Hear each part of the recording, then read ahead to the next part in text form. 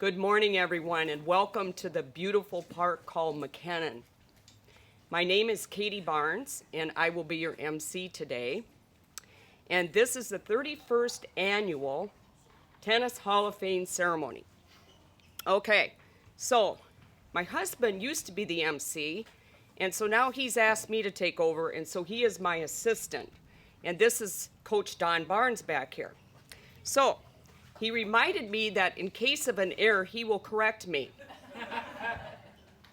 I told him if he does that, we will take care of this at home. Thanks today for our professional videographer, back with us again this year, Bobby Peacock. Bobby, could you please stand up?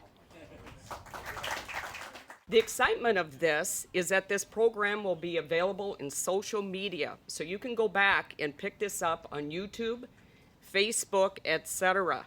And so at this time, I would like to ask, is Drew Nielsen here? Drew is in the back here in the Navy shirt, that good-looking guy. Drew is very responsible for taking care of and managing our website. And if you've ever had anything to do with technology, you know that it takes someone young and someone that knows what the heck they're doing, right? So anyway, let's hear it for Drew Nielsen. Thank you. And I'm sure that Drew has been very instrumental in helping his dad with many, many other things with the Hall of Fame and also with their current business. Is Daryl Gramarco here? No, Daryl is not here.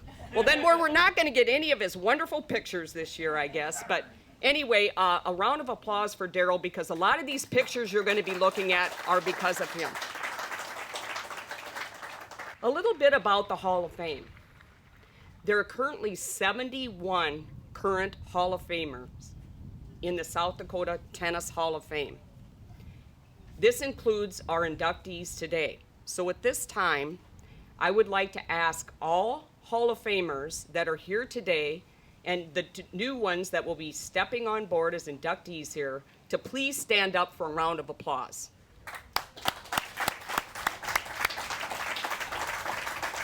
Wow, that's quite a few.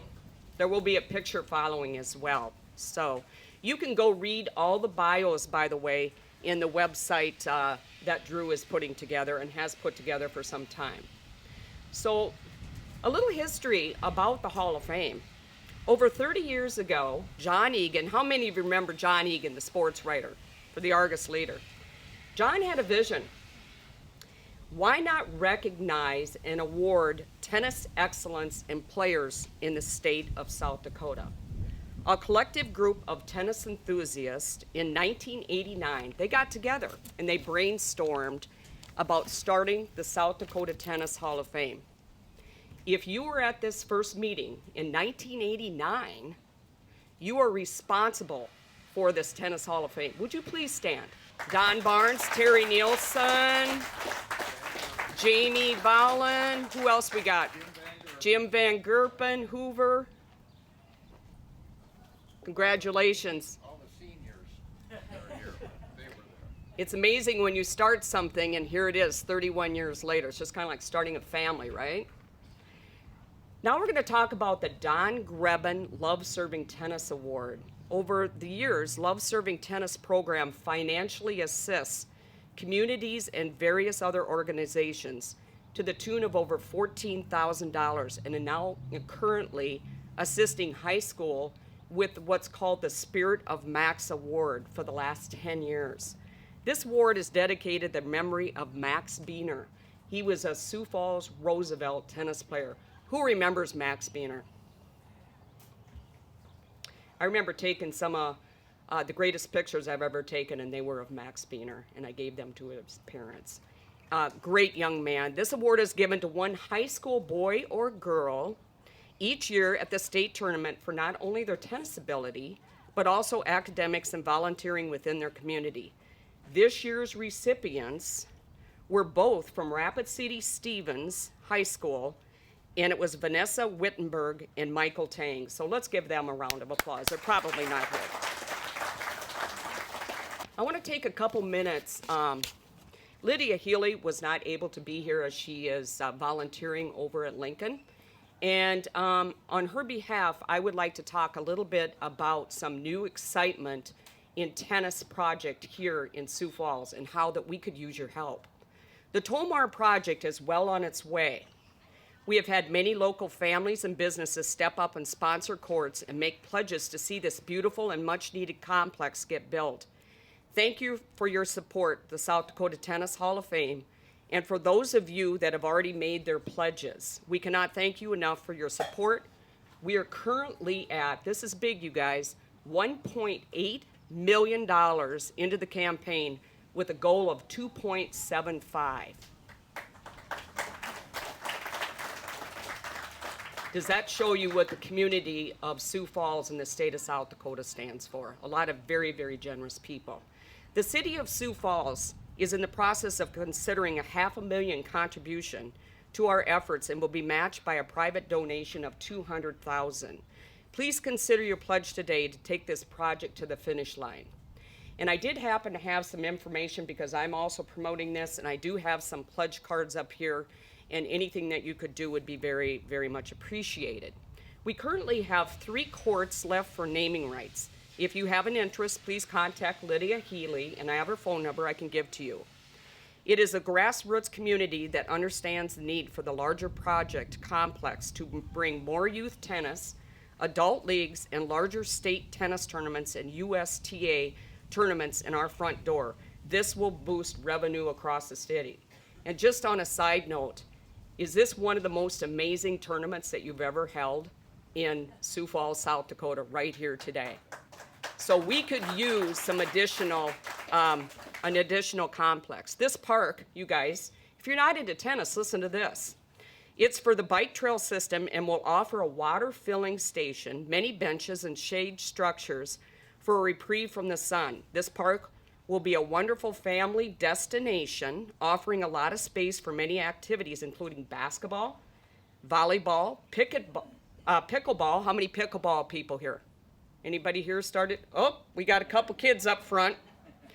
Pickleball, kickball, and picnic fun. The park will be free to the public with no membership or fees for usage. Please stop by the Tennis Shack at McKinnon and you can take a look at the architectural structure.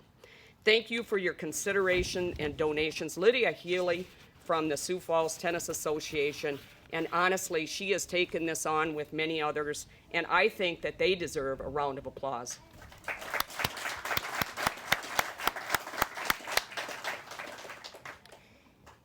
And now for the awards. We're going to start off with our 2021 South Dakota Achievement Award. This is going to be presented to an amazing family who has showed so much tennis support and generosity here in not only Sioux Falls, but in the state of South Dakota. It is the Dr. Mike and Judy Rost family. I'm excited that I am the one that am able to present this award to this amazing family. In 1972, Coach Don Barnes and I moved here. And one of the first families we ever met was Mike and Judy and their beautiful children. And Don coached many of them at O'Gorman High School. Back in the days at O'Gorman High School or any schools, you didn't just come to coach basketball because that's what he was. You took on tennis, you took on cross country, you were the assistant football coach, you had to do it all. And that's where our relationship started with the Rost family. One time, Judy calls me up and she said, remember now, there's no cell phones, people. You're going to your rotary phone, you know, hanging on the wall. And she said, hey, would you and Coach like to come out and play tennis with Doc and I? Well, they lived at Penn March Place, you know, it was a beautiful, gorgeous setting with their own private tennis court. And I said, sure, we'd love to. So we show up, we play this tennis match. We proceed to beat them. And if you've ever been around Dr. Michael Rost, he doesn't like to lose. So Judy stood there kind of embarrassed, and he just walks in the house, and we just stood there like, now what, you know? Judy says, why don't you come in for a beverage? So we did, and Doc was sitting there reading a book, and as I understand from the kids, he did a lot of reading and whatever, and so we had some great conversations. We did this for a while. One of my greatest memories of showing up at their home was when Judy decided she was going to throw one hell of a party for Doctor's 40th birthday. Now, you have to remember, I'm from Woonsocket, South Dakota. I'm 25 years old at the time. I'd never seen a party like this. You know, I'm like, whoa. I mean, there was just people. The whole area was just canvassed with cars and people and excitement. They flew in pros from all over. And I remember standing in line to get food, and one of the ladies says to the other, did you know that Judy flew in vegetables and fruits from all over? And they were just stacked up on the table. And it was just the most fun party. And that's something that I will never, ever forget. The Ross kids are very talented athletes. They have amazing eye-hand coordination, and we saw this over the years. That is a valuable gift, by the way. Judy and Mike, as parents, never took their eye off the greatest gift that were ever given to them. It's their kids, and they gave them many opportunities. I asked the kids and had a privilege to party with them last night. So tell me a little bit about your parents.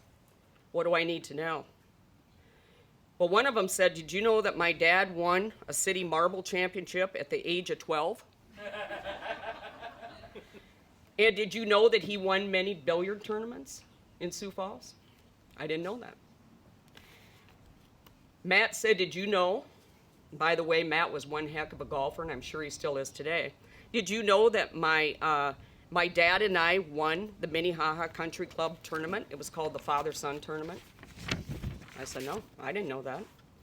Did you know that my dad read many books and that he was grateful for everything he had? True quote. And was one of the most giving and generous person I ever met. I thought that was pretty cool to say about your dad. I didn't know that Judy ran a marathon at the age of 39. And if you looked at her physique today, you'd think she's still running.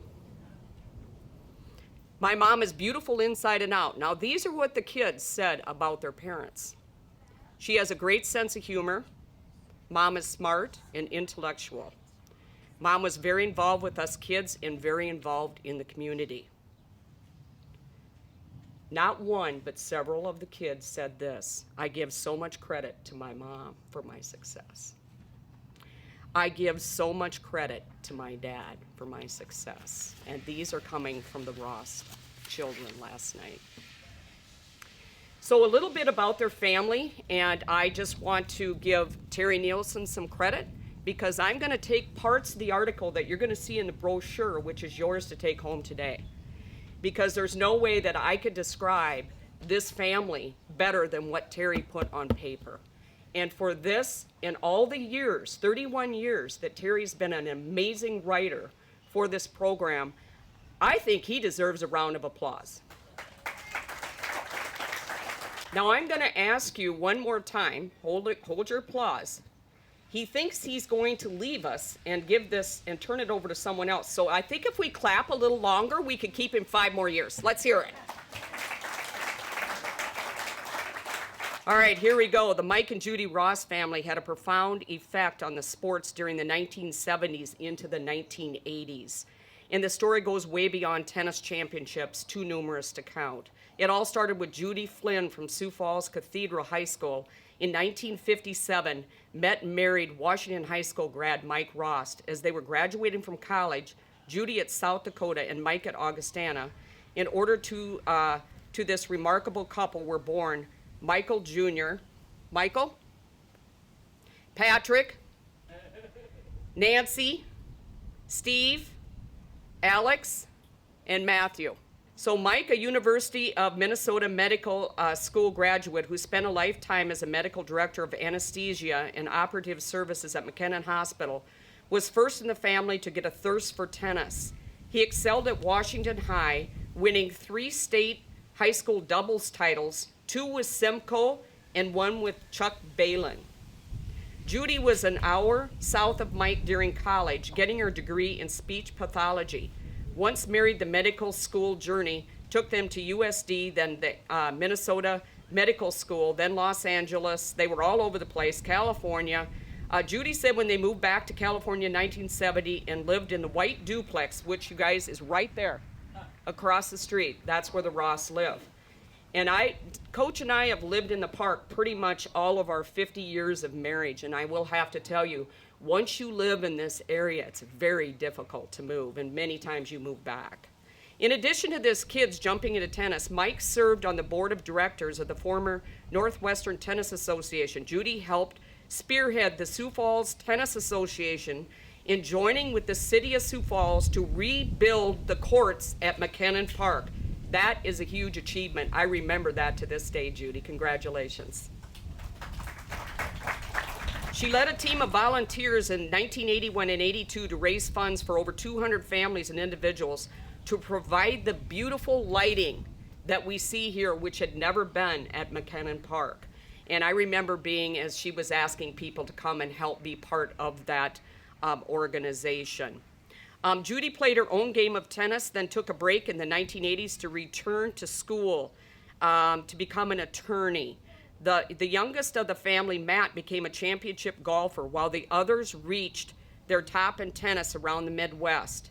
In Dr. Mike's obituary, which, by the way, he died in 2008 of cancer at the age of 70, it reads that the Ross kids accounted for over 20 state high school titles in tennis, football, and golf. It's pretty big. Pat lives in San Diego and is still a top player. He was inducted into the Hall of Fame in 2013. Nancy is a physician. She's in Spicer, Minnesota. And she is also was inducted in the Hall of Fame in 2008 for all of her tennis accomplishments. Daughter Alex also won state titles, and also she played for Lincoln High School. Except for Nancy and Pat, the others live in Sioux Falls along with their mother, Judy. So Don Barnes coached most of these kids at O'Gorman, and former tennis professional, if many of you remember Randy Stopey, what a character, good guy, Hall of Famer, worked year-round with the Ross kids, often traveling with Pat and Nancy over the 3-year periods to national tournaments. Both Barnes and Stopey agreed that Mike and Judy were outstanding tennis parents. Mike and Judy were always behind the kids in most confidence-inspiring way, said Randy. In the mid-1970s, no family at the time was truly involved in the game of tennis like the Ross. Watching the kids evolve into college and beyond was not only enjoyable but fun, as they truly enjoyed the game, which was a tribute to both Mike and Judy. Barnes said, other than financially, Mike and Judy were totally hands-off. That's exactly what a coach wants to see. Nancy and Steve, Don took them to some of the national tournaments, and the parents stayed home. Old school parents for sure, let coaches coach and pros teach. When Dr. Ross died in 2008, the entire Sioux Falls community was touched in so many ways. His leadership in the medical field, his service on the South Dakota Board of Regents, and the Board of Charities and Corrections for the state of South Dakota was felt for years. As big boosters of Sioux Falls O'Gorman, Mike and Judy inspired much giving to the school. Mike is remembered for being one of the original leaders in creating the Dakota Bowl football game, a major fundraiser for O'Gorman. Also, Mike was instrumental in bringing the legendary Bob Burns his retirement back to coaching at O'Gorman, and the rest is history.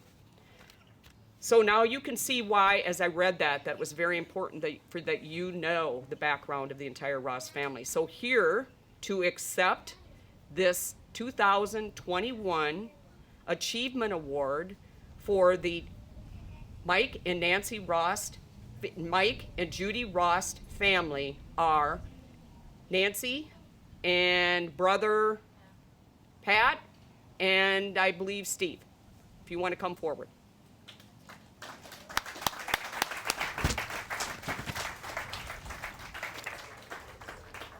Hi, thanks for everyone for being here. Okay. So yes, sometimes, financial support is a very important part of supporting your kids, of course, in tennis especially. But sometimes it's simple as moving across the street from a tennis court. And we did spend pretty much every day here, including nights, and asking our family and our parents and our uncles and aunts to turn their car lights on so we could continue to play until the lights did get put in. So we appreciated that. Basically, the other things that my parents did is they just really supported the tennis community for the kids in Sioux Falls, and also for the kids that would come to visit. And when I go to Minneapolis, I will play at Lifetime Fitness, which was the former Northwest Tennis Clubs. And I'll see players and they'll remember my parents and ask how they are, and because they would always provide housing. And that's a really important thing because it's really expensive for young families to send kids to these tournaments, and people like that are playing, it helps to have housing, and we would have a lot of kids laying on the floor in our house. And the other important thing was the rides. Giving kids rides to the tournaments in the Minneapolis, Aberdeen, Rochester. It was just a huge deal, and I understand that and appreciate that even more, being a mom and working and having a daughter that wants to be in sports and having people help. So, I mean, you can't understate the importance of that. But one of the things is that we were just a tennis family, and there were so many other tennis families here that did the same thing too, and they were so supportive of me and my brothers and my sister when we would go to Minneapolis, and we were just a big family, and we were never out on the court alone, and I think that was really a big support system, you know, that we really appreciated from all the families back in the day, all the Breitags and the Sersels and everybody. So we really appreciate everything that you guys are thanking us for today. So thank you very much.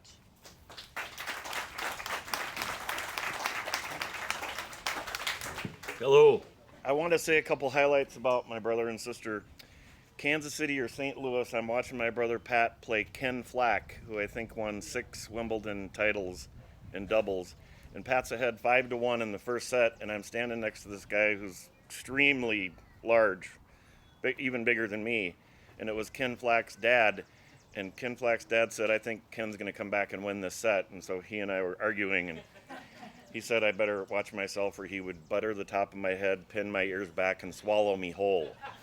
So Pat ended up losing the match, but next to them was playing John McEnroe against Larry Gottfried.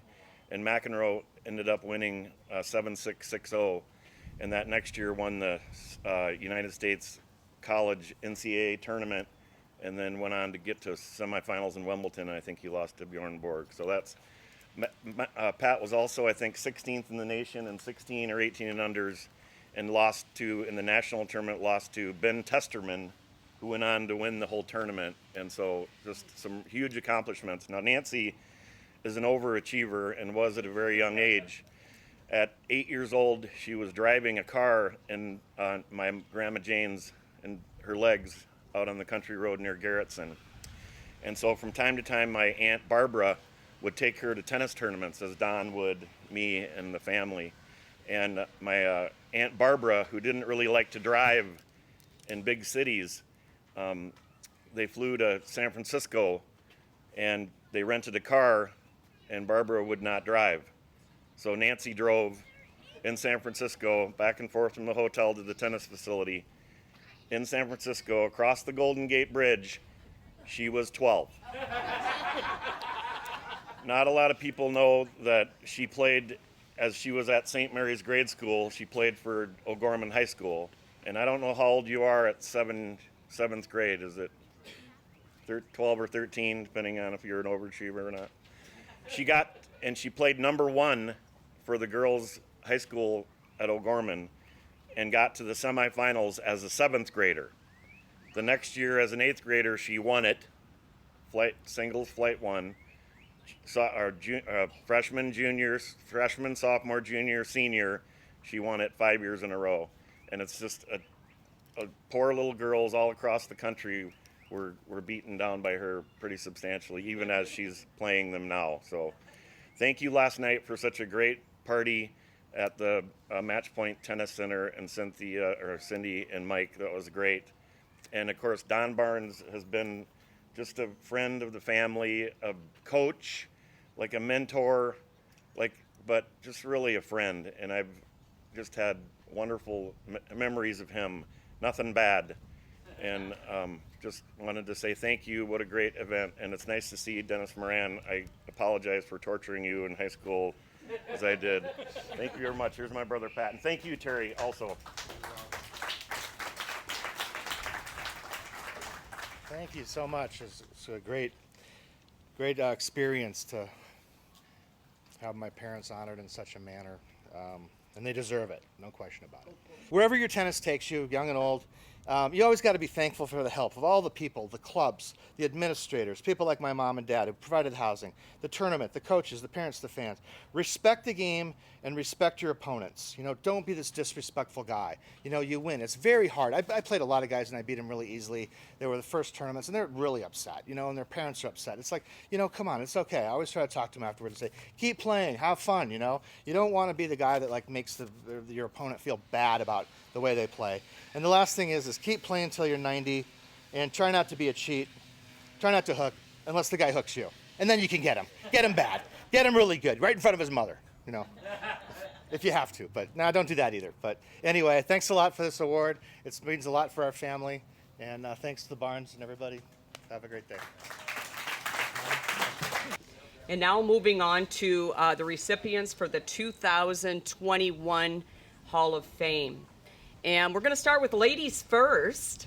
And so our inductee this year is a very beautiful, very talented, and very generous Cindy Huther. And I've had the privilege of knowing Cindy and Mike for many, many years. They're very generous in the community. And I've also been very instrumental in helping fundraise for the beautiful Huther Match Point that we have today, of which, by the way, just to give you a little background, they're looking at fundraising, hopefully, in the future for 4 more tennis courts indoors, which would be fabulous. So anyway, here to introduce Cindy is a very good friend of mine and an amazing tennis player in her own right and a Hall of Famer of 2003. One I had many, many years of pleasure playing on tennis teams and actually national tournaments with in team tennis, and that is our very own Mary Thompson.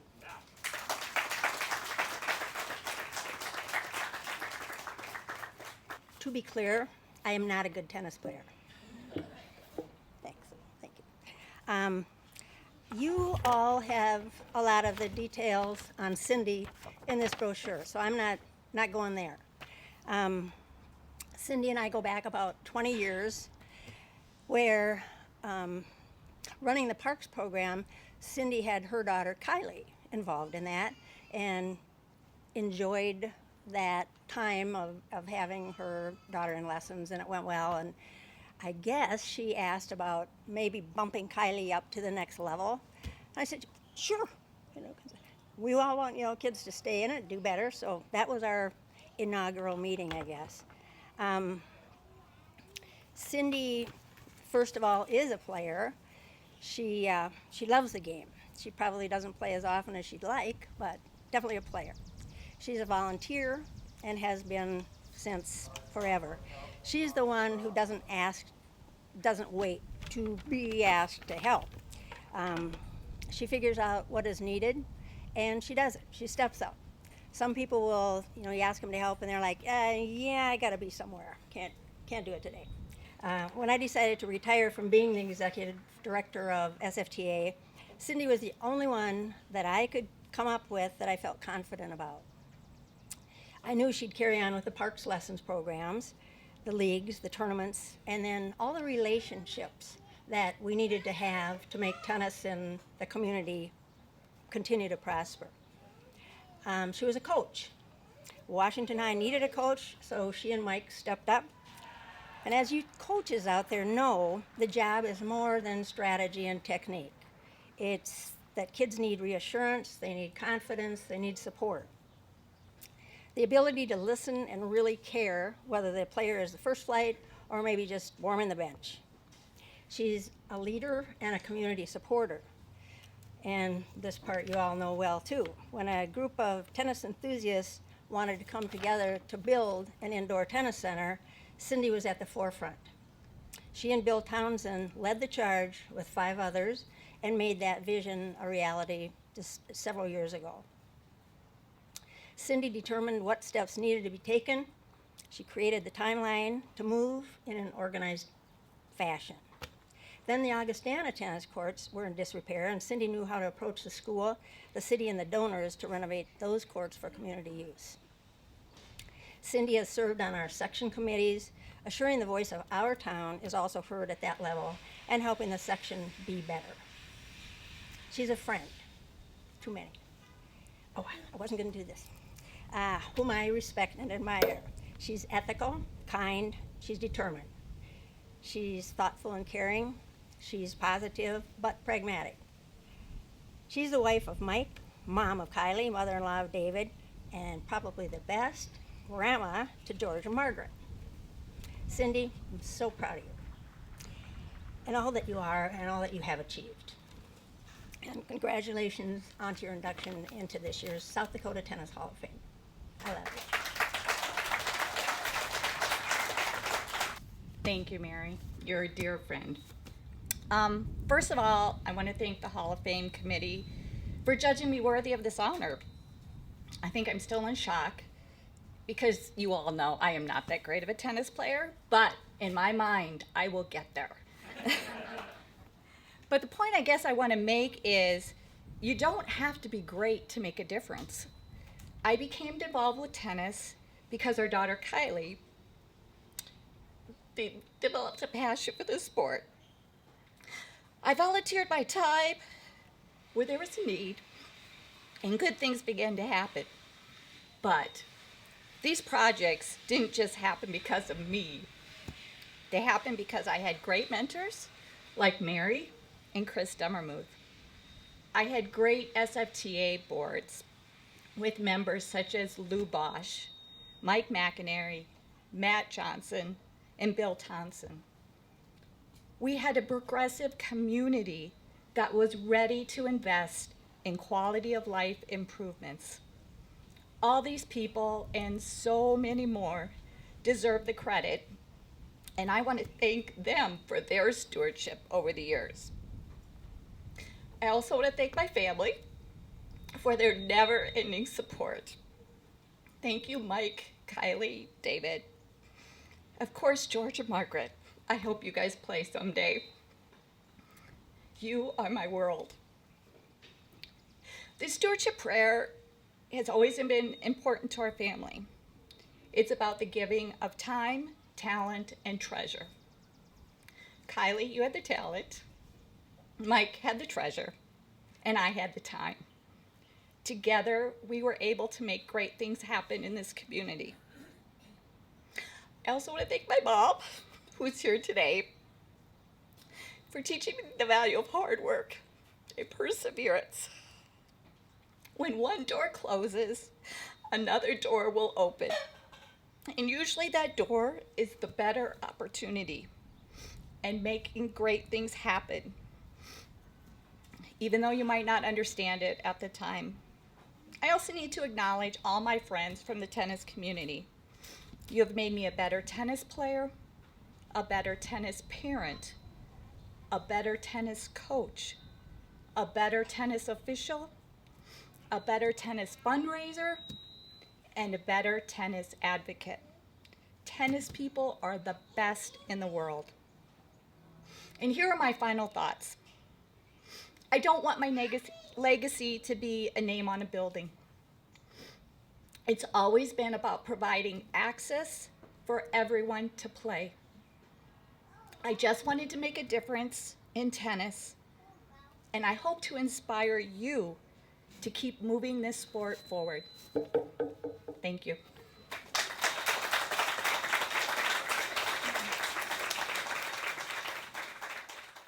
Is a very talented tennis player who played a lot in this area, in this community, and was well known, and his name is Scott Novak. And here to present this award to you, Scott, is a gentleman by the name of John Van Gerpen. I call him Hoover. Years ago, people would call him Hoover, and I came home one day from watching tennis, and I said to Don, I said, why do you call Jim Van Gerpen Hoover? He said, because he's like a Hoover vacuum cleaner. When he's at the net, it just sucks everything up. And I thought, well, that makes sense. And to this day, I've seen him hit a few tennis balls. I still call him Hoover. So here is for you, Hoover, Jim Van Gooper.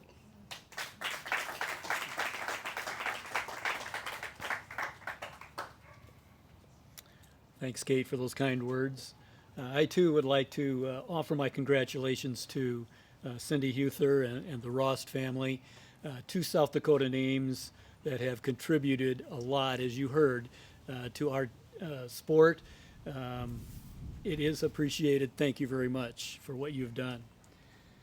You may know that I taught school in Brandon, and I had the pleasure of having 4 Novaks who were taught by their parents to be well-mannered and very respectful, 2 traits that every teacher appreciates. For those of you watching the time, I don't want you to get nervous when I tell you I first heard of Scott when he was 12. It was from his sister Cindy, who remarked one day, "Wait till you see Scott. He's really something." And then after that, a few years, she was at a tennis event in her home state and witnessed a young German player and remarked, "Watch him, he's really going to be something someday."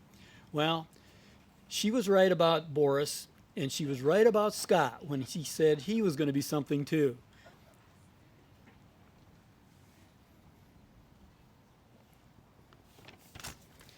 In his brochure bio, Daryl Gamarco did a really nice job bringing out Scott's all-around athletic ability, inherited by daughter Whitney, by the way. But Daryl left out one statistic, maybe one that he doesn't even know about. Scott was an undefeated tennis player in high school. He was 1-0. After which he opted for track, which at the time was a good decision. Tennis is a lifetime sport. Running hurdles, not so much. To follow Scott's path, you have to realize it takes more than tennis knowledge and ability to get the attention of people like Chuck Creasy and Steve Wilkinson, and to manage a massive tennis facility. If you can imagine something 8 times the size of this, all in one location, that's Scott's job. From my past perspective, and after recent communications with him still confirmed, Scott has the ability to dream, to go beyond where he finds himself, to go beyond where other people even think he would go. He has the commitment, the courage, the quiet confidence to pursue that dream. He has the organizational skills which you have to run a facility like that and hold national events. I suspect wife Lorraine is a help to him there. Scott has the ability to handle people situations without offending, and of course the always willingness to do extra effort and extra time to what it takes to accomplish. It was after his junior year in high school, the first long day of a tennis tournament was over. My wife Sandy and I and Scott were planning to go out to eat, and Scott politely asks, "Can I go shoot some baskets first?" Something about making 100 shots a day until season started or something. Anyway, I tell you that snippet not to poke fun at him, but to illustrate the intangibles that I just mentioned: the pursuit of the dream, the handling of the situation, the willingness to work a little extra. One of God's special blessings is that sometimes can develop from a school teacher-student relationship is a lasting friendship. So I truly consider it an honor to introduce into the 2021 class of the South Dakota Tennis Hall of Fame my friend, Scott Novak.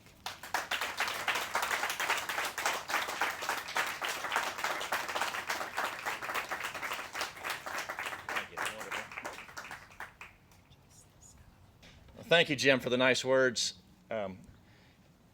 I've known him since I was 15. I started going to his house to play tennis in his backyard. And I think just 3 years ago, I got comfortable enough to say Jim. He was always Mr. Van Gerpen, so congratulations, and thank you for the nice words. But he called me up a few years ago and said that the committee nominated you to be in the Hall of Fame. And I said, that's great. Then I sat and thought about it, and I read the brochures of everybody that was in there, and I really said this to myself. I said, I don't deserve to be there, and I really wasn't going to take it. I just said, I've been gone 30 years, just didn't deserve it. And I started thinking, so I kind of had this Kenny Rogers song it's not The Gambler, by the way. It's probably a song you never even heard of, or he did, probably forgot about it, but it's a little boy playing baseball. He throws it up, takes a swing, the whole time he's saying, I am the greatest baseball player of all. Does it again, strike 2, throws it again, strike 3. And he's such a positive guy, he says, he still says, I'm the greatest baseball player of ever, but even I didn't know I could pitch like that. And that's kind of my probably my personality, probably my career path, to be honest with you. So I said, great, I do want to come back here. For one thing, I left 30 years ago, and I didn't get a chance to say goodbye. Didn't get a chance to say thank you. So kind of my speech isn't really about me. It's probably about a few experiences I had, but it's about all the experiences I had while I was gone that South Dakota tennis was in my mind. So if I'm telling a story, you kind of say, okay, that's a cute story. But then it's going to revolve around. It's going to say, all right, you were involved in that. So probably a lot of you in this crowd right now, you're going to say, oh, I didn't know. I didn't even know that guy. I didn't know I made a difference in him. But so I said I left 30 years ago. When I left, I went to Aberdeen, Northern State. When I left, I said, I'll be back in a few years. I'm going to be a high school basketball coach. I'll be back. Then I got a job at Gustavus Adolphus being a tennis coach there. And I said, that's just too good an opportunity. I'm going to do that for a couple years, and I'll come back, and I'll be a high school basketball coach. Then I got a job at Clemson University, and I said, that's not going to last very long. They're going to find out that I really don't know what I'm talking about. So I'll be back. I'll be coaching basketball real soon. And then after that, I got so many job offers. I went to South Alabama, and I just said, I'm probably not coming back. And by that time, I didn't get a chance to say goodbye to anybody. I didn't get a chance to say thank you to anybody. So that's kind of what today is say a lot of thanks to people and tell a few stories that have thank yous in it. But a couple positive people I want to mention. Some were out in the crowd, some couldn't make it. Terry Nielsen and Jeff Nelson, I put them in the same line. That if you ever play them in doubles, you ever play them, they can beat you, and they're so dang positive about it. By the time you're done talking to them, you think you beat them. You go home and they say, how'd you do today? I won. And then you start thinking about, no, dang, I lost. But they made you feel so good. And unless they've changed, you let me know if maybe he's grumpy now or something. But it's still the same? All right, good. But they kind of have that. And that's being around people like that is just real important. Jamie Vaughn, is Jamie here? I thought somebody said it. Jamie was kind of special to me. And Jamie, I don't even know if you remember me, but he had a shop down here. You still live around this area? Well, it was Ball and Rackets, and I was probably 15, 16 years old, and I couldn't afford a lot of the stuff they had, but I'd come in there, and he'd string my rackets, and I'd try to save up this money for this head director racket. I needed this head director racket. I saw it, and it was in his shelf. And I'd come back every couple of weeks, and I'd have a few more dollars in my pocket. I was getting ready to buy it, and then I'd break a racket, and I'd have to give him my money for the string. And finally, he just grabbed me and said, I think he realized what was going to happen, and he gave me this racket, and he gave me this racket and said, Head's going to sponsor you because they think you're so good. I go, wow, really? How'd that happen? It's just his heart. He just really it was really special. But remember that story. I'm going to come back to it. Don Barnes back here, he used to play in Jim's backyard with us all the time. And I just thought he was special because I love basketball. I was probably a sophomore in high school, and he knew I was already. And I said, man, he knows. The Gorman coach knows I was. I thought that was big time. The Sioux Falls coach knew I was. But he was always positive, and I remember a few times he came up to me and said, you're pretty good in basketball, but you should stick to that tennis. You're pretty darn really good in tennis. And I just appreciate how positive you were, Don, about stuff like that. My friend from Northern State back here, Steve Hines, was my doubles partner. And Steve, thanks for coming. We were a great team together, but more importantly, he lived in Aberdeen. That's where he's from. His family took care of me when I went to school there. Just a great family, great people. My family, my mom, my parents were great parents. The Ross talked about how parents can be supportive. Mine were great. They went to all the events, were real supportive. If I won, they were so excited. If we lost, dinner's at 6. It doesn't matter. That's the way things should be. My sister Cindy was mentioned. She kind of helped get me started. My brother Troy was a good tennis player, now a good business player. My brother Doug over here, Truth be told, Doug should probably be up here. He's probably a slightly better tennis player than I was to start with, and did a lot of coaching also. So he's probably more Hall of Fame worthy than I am of this. But just a quick thing, I coached at Clemson, and I was the boys' assistant coach. Doug got a couple of years later was also the girls' coach at the same time. So we were roommates down at Clemson and had a good time. Then he went off to basketball. He met some good basketball coaches from there. Now he's if you ever look on his website, he's one of the best basketball coaches in the country. My wife, Lorraine, right here, and my daughter, Whitney. Whitney got mentioned. She's going to play basketball. She just graduated from high school. She's a very good basketball player, and an 8-time tennis championship. She started winning states like Nancy Ross, started winning state championships in 8th grade, won every year till her senior year, except for the COVID year. She couldn't play that year. But probably sometime, I keep trying to say you need to play college tennis. She can bounce balls over the fence. She can volley like the men. She's just something special. And Jim talks about dedication. Proud of her. My wife Lorraine, she was a great accountant, business person in town. When I was coaching college tennis, we started running the Mobile Tennis Center at the same time with 60 courts, and we started running a few tournaments, 5 tournaments, 10 tournaments. Next thing you know, I just said, I can't do this by myself. Let's do this together. She started the pro shop. She runs all the tournaments. The USTA calls her up, said, how do we do this? That's kind of the guru. She's probably the best tennis tournament director in the country. So that's why we get all these national tennis tournaments. So she's very special that way. Daryl and Mary Gamarco, I saw them earlier. Daryl was special. He's in Brandon, just always coming to all the tournaments, taking pictures, just being one of the positive guys. If you notice, I like being around positive people, and you were one of them. Brad Helm and Dan Ponch, they kind of got mentioned about some high school teachers of mine. I asked Jim, I said, would you invite them? And I said, they probably don't even remember who I am. They were like 7th grade teachers. But they all started getting me playing when I was young. They brought me over to the Brandon courts, and they came today, and I was just so touched that they came. I do want to get into a couple stories about what was happening when I was gone for 30 years. When I say gone for 30 years, I probably left South Dakota when I was 26, 27 to go to Clemson. That's when I left officially. But just a couple stories. One, Jim Van Gerpen's backyard. I think I was 14 or 15 when I got my first invite to his backyard. If you got an invite to his backyard, that's like the country club in Sioux Falls.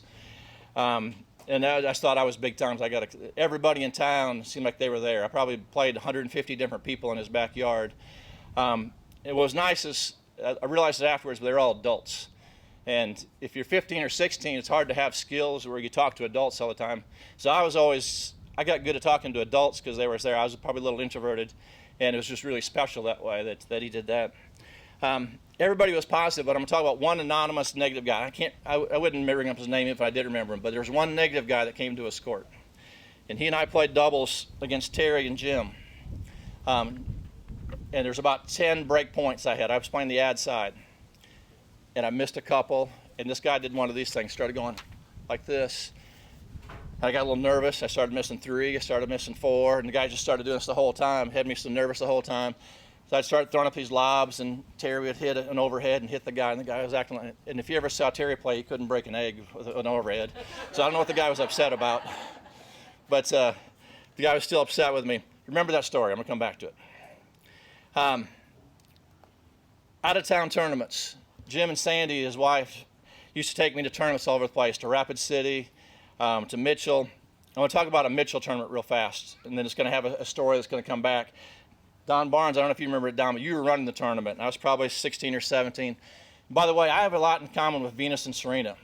I don't think I ever played a junior tournament, neither did they. I just started with adult tournaments right away. That's probably all we have in common as far as tennis ability. But I just started playing adult tournaments right away. And come to think of it, it's probably why they're still playing and having fun. That's probably why I'm still in tennis, because I think I just stayed out of junior tournaments and it was just fun. Everything's to gain, because I just got to play the right people in the right situation. But anyway, I beat this guy right away. I can't remember his name, but Jim and Sandy acted like I'd beaten Roger Federer. They just made us up, man, I can't believe you're going to be something so special, and they're patting me. My belly was like this. I was that full of compliments. Next match, I had to play this guy named Dick Hahn. They go, do you want an hour? So I go, no, I'll play him right now. And I played about a 3-hour match, and I knew Dick barely.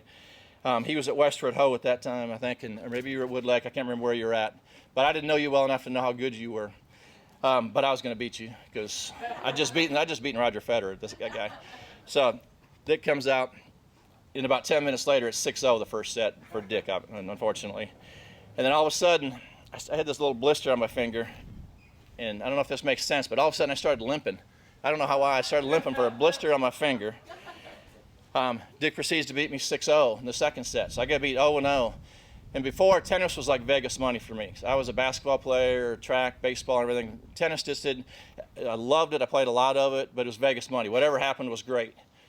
And all of a sudden, on the way home from Mitchell, the Van Gerpens were driving me, that I'd never cared before, and I was so mad. I was mad at you. I was mad for losing. And if we'd have played 10 times, it'd have been 0-0. And I thought, and I said a couple of things. One, I'm playing the wrong style. He gets to the net. I can't play with just running balls down. So I said, I got to change my game. And two is, those of you that ever watched the Gibbs on NCIS, he's got these rules. Well, I should have gotten a patent for it because I made the rules up before Gibbs did. So I had my own rules. The first rule is, if you get an injury, you never ever make an excuse about it. And the second thing is, you never let your belly get full. Somebody gives you compliments, you never let your belly get full. So the rule about the injury is, unless you got blood pouring out profusely, or you got a bone sticking out at a right angle or something, you keep playing. You never make an excuse about it. And Whitney, my daughter's laughing because she played basketball, and some girl, I'll say she hit her in the nose accidentally. We'll say accidentally. Knocked her on the ground. Next thing, there's blood everywhere, squirming. As a parent, you just don't want that at all. And I'm trying to grab her. Trainers grab her. I've never seen her bleed or get hurt before. She's on the bench. Trainers doing up, and we're down by 15. And the coach is saying only 5-6 minutes left. They're saying stay in there, and I'm saying stay in there. I'm at the score table. Stay there. You're fine. Next thing I know, she's running the game. The coach saying, whoa, get back. And she goes like this. She's back down. Scores about 10 points in about 5 minutes. Brings the team back. And I said, somebody's listened to the Gibbs rule. So that's good. So Dick Hahn, thank you for that. But remember this Dick Hahn story. It's coming up here in a second. Coming up real soon. Dick may not remember this, but this is how my memory is. I get to talk, so it's my memory right now. So for 2 years, I said, I'm going to be a serving volleyer. And if I said I'm going to be a serving volleyer, I'm going to be a serving volleyer. And I spent every minute I could. Jim helped me out. I went to college that year. I became a serving volleyer. Every match I played, I was thinking, I wasn't thinking about Dick Hahn, but I didn't think about beating you. I just said, I got to win 3 games. Next time I play you, I'm going to win 3 games. We played right there, and they used to call it, was it Michelob Light or Volvo? I don't forget it was. It was the league tennis. So we get into league tennis. I'm fresh off of college season. Dick's fresh off teaching 3-5 ladies, so he may not be quite as sharp just yet. Well, I go in the match thinking, I'm going to win. I'm going to hold my serve 3 times in 2 sets. That's all I need to do, and I'm going to be happy. I get up 3-0, and I go, what the heck just happened? So I get up, and I'm 6-0. I get up 3-0 in the second set, and it's 5-0. And I remember Dick saying something like, I'm going to get 1 game off you. And I started thinking about the Mitchell Corn Pal. I said, you ain't getting any game off me. It was 6-0, 6-0. Now, truth be told, if we played 10 times back then, he'd have probably won 6 out of 1-4 or something. But he was a fantastic player. But I remember just being able to lose a match like that made me change my whole game around. So the next year or two, I'm going to say this. I dominated South Dakota tennis. I don't think I lost any from South Dakota tennis. Now, I'm going to say that, and I'm just kind of poking fun at myself. So I remember thinking to myself, anybody with the South Dakota zip code, I'm beating you. So I went to the South Dakota Close the next year thinking the same thing. All of a sudden, this guy from Rapid City shows up. And unfortunately, I think Dick went to Okoboji, so I didn't have to worry about him. And the Ross were somewhere else. I didn't have to worry about them. So maybe I'm clarifying this. But this guy named Daryl Pollock showed up. And I said, I didn't really know him. He's 5 or 10 years older than me. I get to playing him, and I go, oh, my. I was exaggerating in my mind. These guys are all wrong for me. So I'm going to tell you a quick story, then it's going to come back. Because Daryl played different than the rest of us. Everybody from South Dakota played this way. Serve and volley a little bit, one-hand backhand, you slice it. You all think you can come over your backhand. None of you can, including me. If anybody really is any good, you pepper the backhand, and then the match is over. So all of you out there, if you change, Terry, you still got a one-hand backhand? Okay, yours may be improved, right? But anyway, Daryl Pollock, I had to change my game. He just smiled, just beat me up a couple times that summer, and I said, I'm not the best in South Dakota by any means.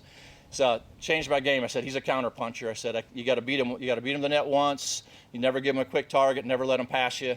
Never let him pass you off the 3rd, 4th, 5th ball. You just don't come in after the unless it's his very first ball with a lot of stuff to it.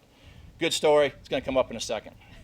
Now, if I'm like you, the reason I'm saying these stories are going to come up, If I was like you, I'd have a meter inside saying, I don't really care.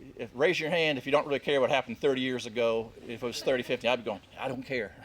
I don't even care really, but I want to tell you the story, what it means. So fast forward a little bit. I was coaching at Gustavus Adolphus, and I had the #1 team in the country for the girls, and it just wasn't my passion. It wasn't something I wanted to do, and I said, I'm either going to go be a high school basketball coach, or I'm going to move on to Division I tennis. I just need a little more of a challenge. And I'd seen this guy, Chuck Creasy, who's at Clemson. Clemson, like they are in Clemson football right now, where they're winning national championships, that's how the tennis team used to be. He was NCAA Coach of the Year. He was the guru of all gurus. They had an opening, so I'd called him up, and I'd pestered him, and I said, I got an interview. And I found out he just gave me the interview just so I'd shut up and quit calling him, but he was fly fishing in Montana, and he saw that I'd coached at Gustavus. He said, well, just drive up to the airport. I'm flying into the Minneapolis airport. So I was actually taking grad classes in Northern, so I drove 5 hours to meet at the airport for, back then it was not before 9/11, you could actually go to the airport and you could go in the terminal. So his plane was his flight was late. I had about 10 minutes to walk to him to the Atlanta terminal, so I'm walking. He's huffing and puffing. We're trying to get to the terminal. He's interviewing me while we're huffing and puffing. We sit down, we finally get to the Atlanta terminal where he's going to get on his flight. And he said, listen, I'm not that impressed with you. He said, South Dakota champion doesn't mean much to me. He said, coaching Division III women doesn't mean that much to me. So he asked me this question, and I almost remember it, but he said something like, at the ACC, we have the best players in the country. He said, probably every match there's 2 guys that are going to be playing pro the next year. What do you have for experience? What is going to help get these guys to the next level? What can you do to change a match? And I don't know if you've ever taken a test or come to an answer from your spouse or something, or they ask you and all the blood comes to your head and you go, oh my, I'm a fraud. I don't know that answer. You're way too good for me. And all I wanted to do, and I'm talking to Don right now, but I'm saying, all I think about is I want to go be a junior high basketball coach at Woonsocket, South Dakota. I said, I'm going to get out of tennis, and I'm not exaggerating. And all of a sudden over the loudspeaker, they said, last boarding call for the people in the seats in the back of the plane. And I'm going, thank God, I hope you have seats back there so I can just tap out and get out of here, because I do not know the answer to that question. I just need to get out of tennis today. So he goes, no, I'm in the middle. Don't worry about me. Go ahead and answer that. And I think he knew. I think he was just enjoying seeing me squirm, but I didn't know the answer to this question. And he asked me, he said one more thing. He goes, what experience do you have? And I think he was a nice guy, but I think he was kind of just saying, all right, you bit off more than you chewed, didn't you? You need about 10 more years of experience before you come to me. And he said experience, and all of a sudden I go, no, wait a minute. I can answer that. So I said, well, there's about 150 ways to answer this question, but I just said one, and I used that. I promise you I use these words. I said, well, if you're playing Dick Hahn, here's what you do. You beat him on the first ball. You do not let him breathe. You get to the net before he does. You step up in the court, and you take a return before he ever gets to the net, or if you don't, he'll just beat the heck out of you. And I said, 2, if you play Daryl Pollack, here's what you do. He's a counter puncher. And I said, you can beat him right away off the first strike, but you do not ever come to the net off the 3rd, 4th, 5th ball, because he'll eat you up, and then you just grind him for 3 hours. And I said, 3, if you play Jim Van Gerpen, who stays out there forever and never misses a ball, you play a grinder. He said, you just got to be patient, work the court open, and then get in. Don't play his game. And about then, the next thing's going over the airplane saying everybody needs to board. He turns and walks away from me and kind of chuckles, and I'm thinking, I thought that was a good answer. He's walking away, and I said, man, this guy's rude. Taking about 5 steps, his wife's pulling him and said, let's go, we're going to be late. He turns around, he said, I'll send you a ticket on Wednesday, you got the job. So for 2 minutes, I thought I was done with tennis. So it's kind of funny. So Don, if you got any connections at Woonsocket still, I was going to be the Woonsocket girls basketball coach. I'd have been the detention teacher, whatever you had. I was out of tennis. I don't know if you ever think that happened really fast. In 2 minutes, I was out of tennis. So thanks for the experiences that way. I'm going to tell a couple other stories fast and get you out of here. I know you've heard a lot, but I do want to thank some people, but I'm going to thank them. I give a lot of banquet talks, and in banquet talks you go like this. You say, oh, thank you, Wilson, thank you this, and I don't want to give you a banquet talk. So even if it takes 5 extra minutes, I'm going to tell you that what you did actually matters. I mentioned Jamie Volland, how he gave a racket. Well, part of my job too is I was teaching. Mobile it's great weather, so a lot of great junior kids. So I was teaching. I had a program of about 40 kids, and probably 30, 35 of them are all college players. And I had this one kid. I knew he was going to be good. He was about 15. He started late. And he said, I started too late. I can't be good like these kids. So my wife and I had the pro shop already, and I was still a college coach, so I had some connections with racket companies. And I finally said, Babolat thinks you're going to be such a good player. Here's 2 rackets, go play. And he goes, no way, how'd they find out about me? I said, they know things like that. They told you, just like you did to me. And all of a sudden, that kid's a Division I player, and he thinks he's great. And so thank you for what you did. The anonymous negative guy that was saying the bad things to me, doing all the gyrations. We live in a society where everybody gets a trophy. Everybody gets a sportsmanship award, even if you didn't deserve sportsmanship, because we're all about gratification like that. Every now and then you need a negative guy. So yeah, he was a little bit of a jerk. And Jim, you probably don't even remember who he was. I don't know if I never saw him again. He never brought him back probably. But you need a negative guy once in a while. So here's a great story. From that, 1, I worked on my return, so it didn't happen again. 2, I came up with a strategy saying, the guy in the deuce court, that's your consistent guy. The guy in the ad court, that's the Brett Favre that's got to pull the trigger. That's your right brain guy. And when I coached that way, I made everybody, I recruited them that way almost. I recruited a right brain guy that could pull the trigger and a left brain guy that could just be the consistent guy and make 4 to 5 returns always from the deuce side. Well, we're playing the Bryan brothers. I'm sure you know them, all the most successful doubles team in the world, forever probably. But the Bryan brothers were at Stanford, and they dominated college tennis. And this was their second year. This is their last year playing. And I'm not sure they lost a match the whole time, except one time. They're playing a couple of our guys in doubles. We win the first set. It's the national championship, the national college championship. And it gets to be in the second set, and we have chances to get a break and go up. And all of a sudden, my guy in the ad court starts chipping balls and pushing them and hitting soft. And all of a sudden, the Bryan brothers are poaching and doing I formation, doing chest bumps. And my guy's over in college, he can coach on the sideline, so I went over to him, and he's whining and crying. I grabbed him by the shirt nicely, because you can't do these kind of things, and I said, I recruited you for one reason, because you pulled the trigger, and I said, I don't ever want to see you chip or return. And the whole time I'm thinking about that guy in Jim's backyard saying that. So, thought that was a cool story. Well, we don't see another break point until late in the third set. Bryan brothers beat us in the second set. Late in the third set, I think it was 5-4. We get a break point, so that's a match point. So then I'm sitting on the sideline going, what in the heck did I tell those guys? I'm thinking to myself, just make it. Don't do what I said. But the guy the Bryan brothers go I formation or something. We pull it down the line as hard as we could, win the match, and the guy says, man, what a genius you were. But I go back to that negative guy. Sometimes you got to hear negative stuff in your life too. You can't always be getting sportsmanship awards and participation trophies. Last story is about Jim Van Gerpen. And if you send a text message or an email, you can always put an emoji these days. So you can say LOL or something like that. So here's an LOL, okay? I am teasing about this, but there's some truth to it. Jim would always work on my back, and we kind of work on our backhands together. And like any good teacher, he'd say, watch the ball and you hit it. Jim, I never had the courage, I always had too much respect for you, but you hit the ball so slow that it went like this by the time it got to me that I could see the name on the ball, I could see who inspected it, and Made in USA by the time it got there. But he never missed, though. But when I first took over the men's program at South Alabama, we had this talented player that had never been ranked, but he just knew he was good. He was a senior, and he kind of grew into the position. We're in the SEC region, so when we play a fall regional tournament, it's the SEC, part of the ACC, it's the best players in the country. So this guy gets to the finals, and it was my first year coaching him. He's hitting the ball as hard as he can. It just pops, pops, pop, pop. Well, we're losing. He's losing. I've done every strategy I could. He's playing a Daryl Pollock, just a counter puncher, and I used everything I had, and we're not going to beat that guy. Finally, the changeover, he's down in the second set after losing the first, and I remember reading something about an Army general once said, a bad plan is even better than no plan. So I said, I'm out of plans, but I didn't tell this guy that. I said, here's what you're going to do. You're going to do a Van Gerpen. And the guy was mad already from losing to this guy, thinking I didn't know what I was talking about. He didn't know me well enough. And he said, what in the blank is a Van Gerpen? And I told him, I said, here's what I want you to do. I want you to hit your backhand as slow as you can, and I want you then to see that says Made in USA. I want him to read the number on the ball.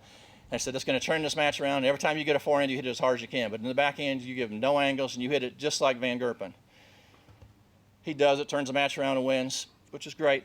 That night, we're in the hotel, and I hear him talking to his parents. He's from South Africa, so he's in the phone, the hotel. He goes, he didn't know I was there, and he goes, man, my coach was a genius. We did this burpee strategy. So somehow Van Gerpen turned into burpee. So now I've talked to the kid's mom after that. He goes, oh yeah, we use that burpee strategy all the time now. So your backhand is famous in South Africa. And there is an emoji by that, but it's the only place it's famous. All right, enough stories, and I appreciate you letting me take the time. But what I wanted to try to say is, I was gone 30 years, but while I was gone, the South Dakota tennis was being taught all over the world, all over the country, and I do appreciate what you've done. It helped me find a career, helped me find a wife, helped my daughter out with everything, helped hundreds, found thousands of tennis players that I got to teach and coach. So appreciate what South Dakota's done. And getting back to the Kenny Rogers story about swinging and miss and being the best pitcher, that's kind of what I think you should do, and that's kind of what I've done my whole life. You strike out, you're a great pitcher, and if you're a pitcher and they hit it, you just talk about what a good hitter you are. You remember what you're good at, and that's kind of what the people that I surrounded myself with, that I talked about being so positive here, that's what you've done. So thank you again to everybody. Thanks for the nomination.